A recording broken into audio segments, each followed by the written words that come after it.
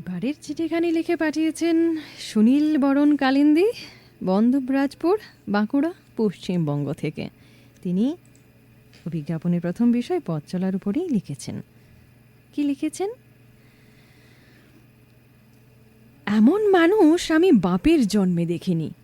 সত্যি বাপু, এমন পাষাণ হৃদয় কারো যেন না হয়। চোখে এক ফোঁটা জল নেই গো, এ কেমন বাপ? পাড়াপড়শির মন্তব্য কানে নেয় না সুবল। সামনে এখন অনন্ত পথ, অনন্ত যাত্রা। এ যাত্রার মূল কাণ্ডারি সে নিজেই। সহযাত্রী ৩ জন, রোগাক্রান্ত শয্যাশায়ী স্ত্রী, সদ্য বিধবা বৌমা ও বছর 10 নাতনি। দুর্বল হলে চলবে না যে, শোক প্রকাশে সময় নষ্ট করলে চলবে না। বয়সের ভারে নুয়ে পড়া শরীরটাকে টেনে হিচড়ে সোজা করে দাঁড়াতে হবে, ছাতা হতে হবে। অবসরের অলসতা ত্যাগ করে সুবল টিউশনি করতে শুরু করে। স্ত্রীর ওষুধ, নাতনির পড়াশোনা, সংসারের হাল সবই এখন সুবলের কাঁধে। কিন্তু জীবন এক অদ্ভুত যাত্রা। জীবনের বাঁকে বাঁকে কোথায় কী লুকিয়ে আছে আমরা জানি না। হঠাৎ একদিন পুত্র শোকে রোগাক্রান্ত শয্যাগত স্ত্রীর শেষ নিঃশ্বাস ত্যাগ করল। আবার একটা বিপর্যয় সুবলকে আবেগ অনুভূতিহীন পাথর করে তোলে।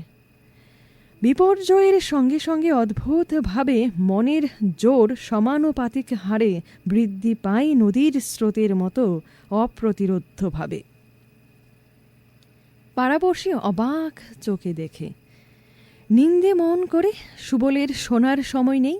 টিউশনির পরিমাণ এখন কমে গেছে, রোজগার তলানিতে। 3টি প্রাণ বাঁচাতে হন্যে হয়ে এদোয়ার ও দোয়ারে ঘুরে সে। যে বয়সে বেঁচে থাকাটাই বিড়ম্বনা, সেই বয়সে সুবল ছোটোমোটো সব কাজই করে। অপার বিস্ময়ে একদিন সুবল দাদুর লড়াইয়ের রহস্য জানতে চাইলে বলে, বেঁচে থাকার জন্য শুধু খাবারই যথেষ্ট নয় হে ছোকরা, আত্মবিশ্বাস, আত্মশক্তি ও দরকার। এত পরিশ্রম শরীরে কোলোয়? শরীরের নাম মহাশয়, যা সওয়াবে তাই সয়। যতক্ষণ দম আছে ততক্ষণ চলব, এটাই আমার পথ চলার গান হে ছোকরা।